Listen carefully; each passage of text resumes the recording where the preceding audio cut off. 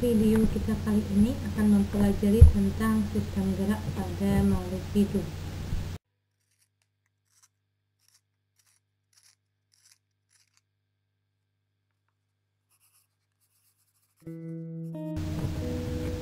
Kita akan mulai belajar tentang sistem gerak hewan dan tumbuhan.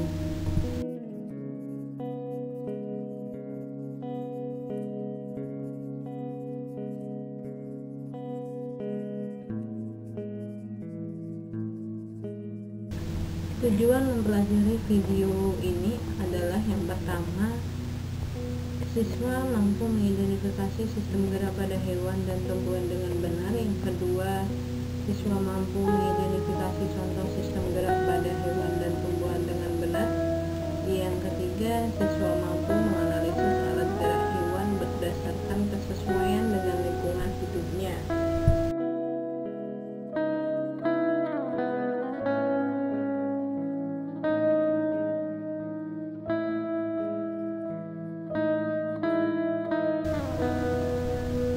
Tahukah kamu mengapa burung bisa terbang, ikan bisa berenang, kuda bisa berlari, dan tumbuhan putri malu bisa mengejutkan daunnya ketika disentuh?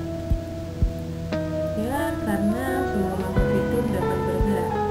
Semua makhluk hidup akan melakukan sebuah gerakan, termasuk hewan dan tumbuhan. Gerak hewan dinamakan gerak aktif, sedangkan gerak tumbuhan dinamakan gerak pasif. Mari kita pelajari lebih lanjut mengenai sistem gerak hewan dan tumbuhan.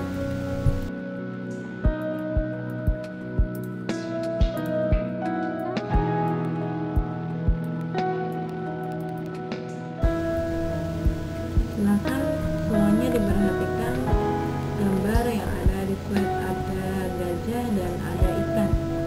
Mengapa gerakan hewan tersebut itu berbeda? Mari kita pelajari lebih lanjut mengenai perbedaan gerak hewan di darat, di air maupun di udara.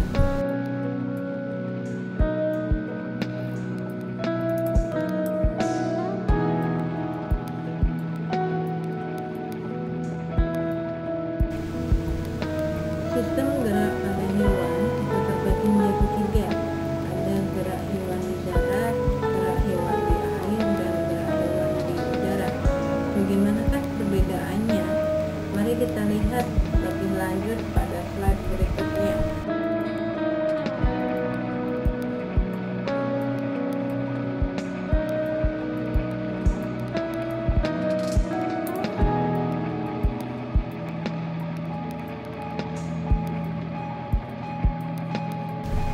Kita coba perhatikan beberapa hewan yang ada di tampilan berikut ini.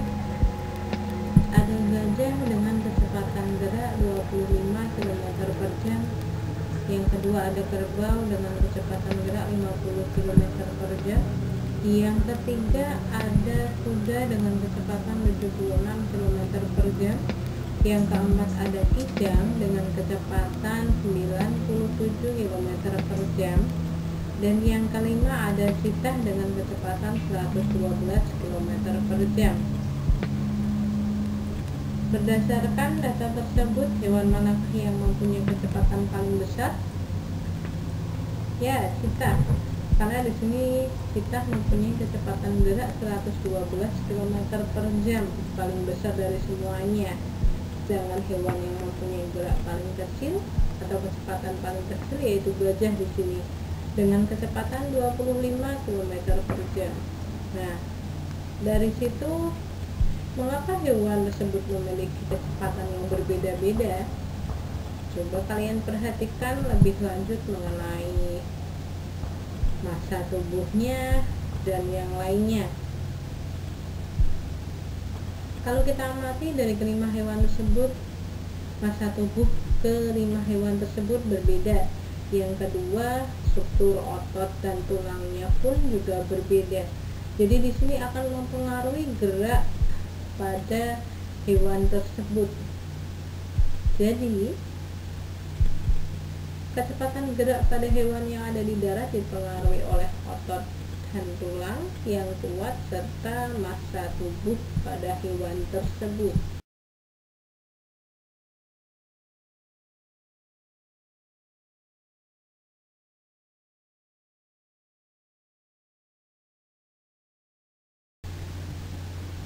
Pada slide sebelumnya kita sudah melihat contoh-contoh hewan di darat dengan kecepatan yang berbeda.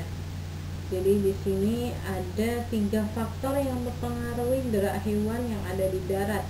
Yang pertama ada otot yang kuat, yang kedua tulang yang kuat, dan yang ketiga massa tubuh. Otot dan tulang yang kuat di sini berfungsi untuk mengatasi inersia, yaitu kemampuan tubuh hewan untuk diam. Yang kedua ada struktur yang berbeda di sini. Hewan memiliki struktur otot dan tulang yang berbeda, sehingga menyebabkan gerak pada hewan tersebut juga berbeda. Massa tubuh yang berbeda juga akan menyebabkan kecepatan gerak yang berbeda pula. Bentuk kaki yang ramping akan mempercepat gerakan hewan di darat dalam berlari. Itu 3 faktor yang mempengaruhi gerak hewan yang ada di darat.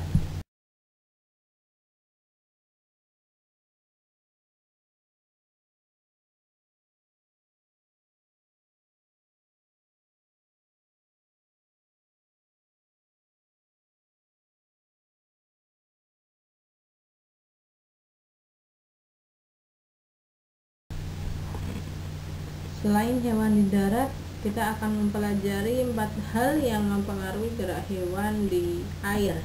Yang pertama ada kerapatan air. Semakin besar kerapatan air, maka gerak ikan akan semakin cepat.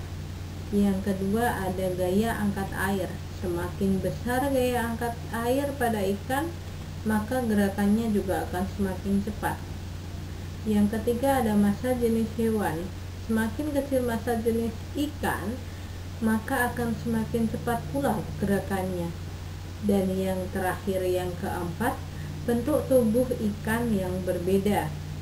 Bentuk tubuh ikan streamline atau aerodinamis akan mengurangi hambatan pada ikan, sehingga gerakan ikan akan semakin cepat.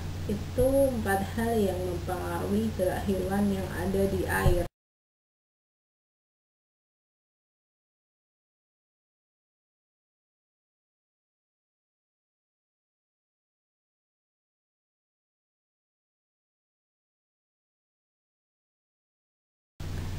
Selain 4 faktor yang mempengaruhi gerak pada hewan di air atau ikan, di sini fungsi tubuh ikan juga akan membantu mempercepat gerakan ikan.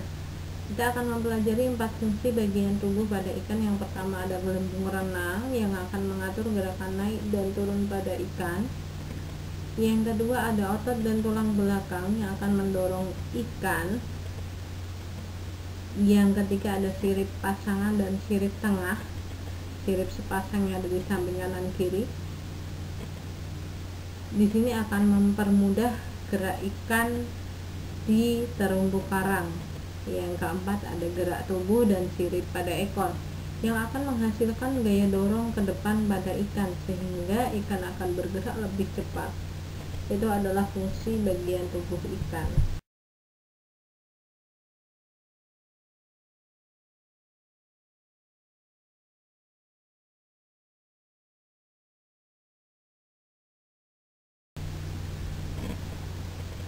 Setelah kita mempelajari gerak hewan di air, di darat, sekarang kita akan lanjut ke gerak hewan di udara.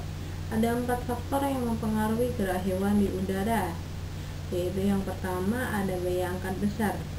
Semakin besar gaya angkat pada hewan, maka gerakan hewan di udara akan semakin cepat. Yang kedua ada kerangka yang ringan. Hewan yang memiliki kerangka yang ringan, maka gerakannya akan semakin cepat. Yang ketiga ada tulang dada yang kuat. Jadi di sini hewan yang mempunyai tulang dada yang kuat, maka gerakannya akan semakin cepat. Dan yang terakhir otot yang kuat. Semakin kuat otot pada hewan, maka gerakan hewan di udara juga akan semakin cepat pula. Jadi di sini ada 4 faktor tadi yang mempengaruhi gerak hewan di udara.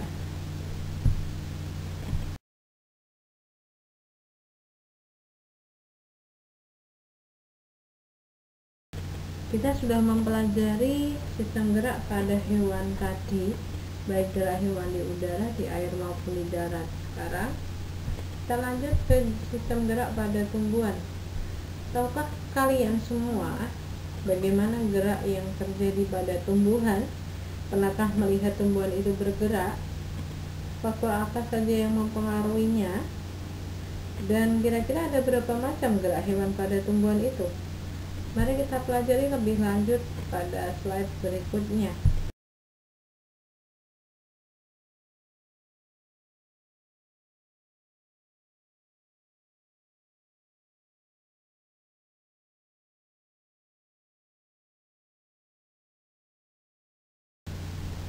Pada dasarnya, gerak pada tumbuhan terbagi menjadi 3. Yang pertama ada gerak higroskopis, yaitu gerak tumbuhan akibat perubahan kadar air. Yang kedua ada gerak eksionom, gerak tumbuhan karena pengaruh rangsangan dari luar. Dan yang ketiga ada gerak endonom, gerak yang terjadi secara spontan dan tidak memerlukan rangsangan dari luar. Jadi gerak endonom di sini berasal dari dalam tubuh tumbuhan itu sendiri.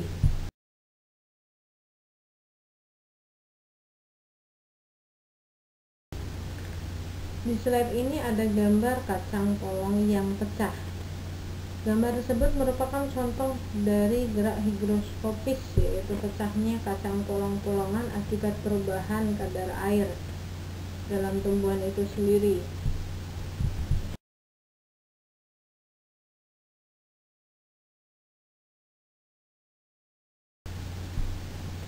Selanjutnya ada contoh gerak endonom, yaitu yang pertama ada gerak rotasi pada sitoplasma, yang kedua ada gerak protoplasma dalam sel.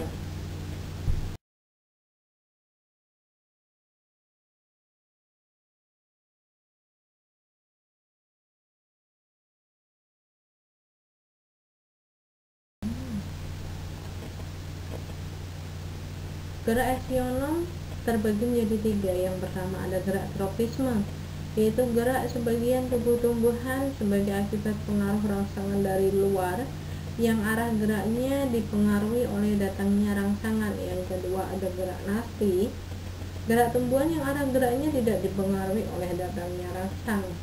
Dan yang ketiga ada gerak taksis, gerak pindah tempat yang dilakukan oleh organisme yang arah geraknya menjauhi atau mendekati datangnya rangsangan.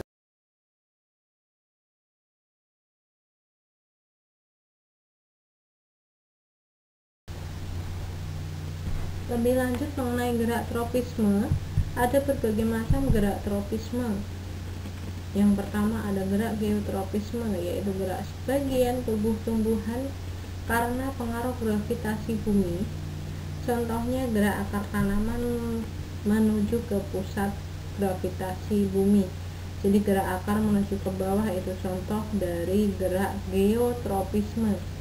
Yang kedua ada gerak fototropisme, gerak sebagian tubuh tumbuhan karena dipengaruhi oleh rangsangan cahaya, baik cahaya matahari atau cahaya yang lainnya. Jadi sebagian tubuh tumbuhan akan mencari arah datangnya rangsangan cahaya.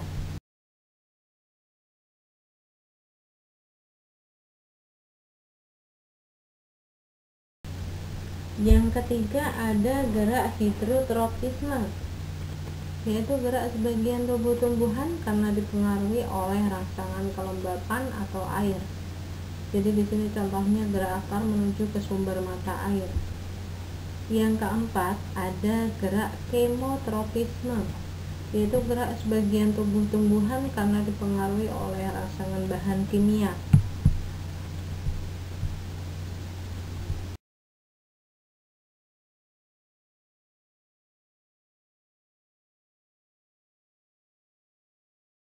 Dan yang terakhir dari macam gerak tropisme ada gerak tikmotropisme, yaitu gerak sebagian tubuh tumbuhan yang dipengaruhi oleh rangsangan sentuhan atau kontak fisik dengan benda padat. Contohnya gerak sulur yang melilit pada batang tanaman atau pada kayu.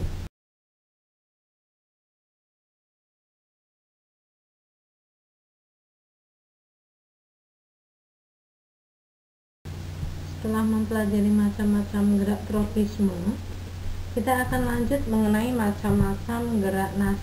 Yang pertama ada gerak fotonasti. Gerak fotonasti yaitu gerak yang dipengaruhi oleh rangsangan cahaya. Contohnya ada bunga pukul 4 atau Mirabilis jalapa, di mana pada sore hari bunganya akan mekar dan pada pagi hari akan menguncup. Yang kedua ada gerak niktinasti, gerak rangsangan yang dipengaruhi oleh suasana gelap. Contohnya gerak tidur pada tanaman polong-polongan, di mana tanaman itu atau daunnya akan menguncup pada malam hari. Yang ketiga ada gerak tikmonasti, yaitu gerak karena rangsangan sentuhan. Biasanya gerak tikmonasti juga disebut dengan gerak seismonasti. Contohnya gerak mengatupnya daun putri malu bila mendapat sentuhan. Yang keempat ada gerak termonasti, gerak karena adanya rangsangan temperatur atau suhu udara, contohnya mekarnya bunga tulip. Dan yang terakhir ada gerak haptonasti atau gerak pada tumbuhan pemakan serangga. Jadi contohnya gerak tumbuhan Venus dan kantong semar, dia akan membuka ketika ada serangga, dan ketika serangga sudah masuk pada daunnya akan menutup sendiri. Itu contoh dari gerak haptonasti.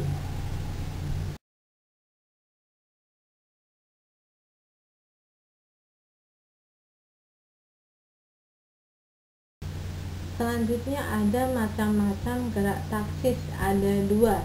Ada gerak fototaksis dan gerak kemotaksis. Gerak fototaksis yaitu gerak seluruh tubuh tumbuhan dipengaruhi oleh rangsangan cahaya. Contohnya ada gerak Euglena sp yang mendekati cahaya. Yang kedua ada gerak kemotaksis, gerak seluruh tubuh tumbuhan yang dipengaruhi oleh rangsangan zat kimia. Contohnya gerak spermatozoid ke archegonium pada tumbuhan lumut.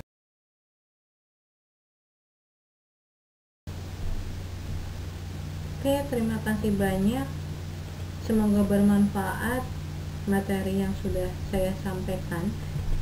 Jangan lupa follow IG Arum Lestari dan jangan lupa subscribe YouTube Arum Lestari Ningsih dan Sabirul Rasyad Islamic Boarding School. Terima kasih.